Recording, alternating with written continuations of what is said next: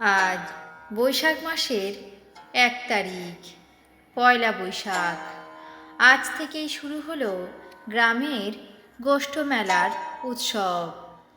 বিভিন্ন বাড়ির রাধাকৃষ্ণের মূর্তি নিয়ে এসে কোনো এক সংস্থার উদ্যোক্তারা এই মেলার আয়োজন করে থাকেন। সারা মাস জুড়ে এক একটা তিথি, নক্ষত্র এবং তারিখ ধরে এই মেলার পরিচালনা করা হয়। গোষ্ঠ মেলায় রাধাকৃষ্ণের যুগল মূর্তি, ছোট্ট গোপালের মূর্তি বসিয়ে পুজো করা হয়।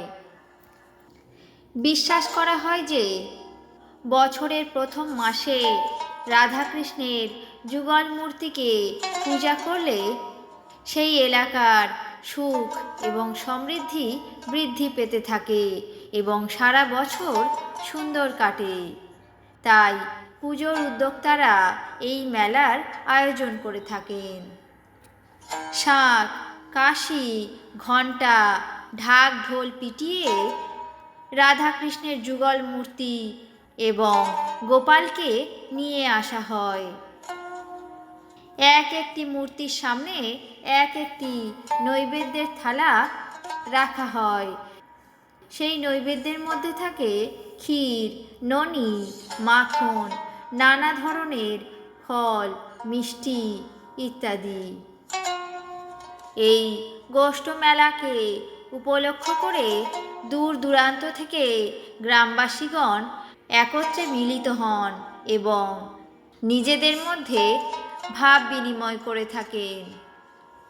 গোষ্ঠ মেলার বিশেষ আকর্ষণ হল ঠাকুর নিয়ে আসা এবং ঠাকুরের সামনে বাদ্যযন্ত্র বাজিয়ে রাধাকৃষ্ণের যুগল মূর্তিকে গান, নাচ এবং বাদ্যযন্ত্রের মাধ্যমে স্বাগত জানিয়ে পূজার প্রাঙ্গণে দেবতাকে অধিষ্ঠান করানো হয়।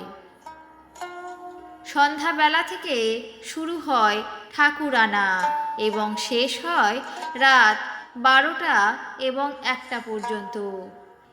কেবলমাত্র এই বৈশাখ মাসের 1 থেকে 30 তারিখ পর্যন্ত গ্রামের বিভিন্ন জায়গায় বিভিন্ন সংস্থার উদ্যোক্তারা এই মেলার আয়োজন করে থাকেন।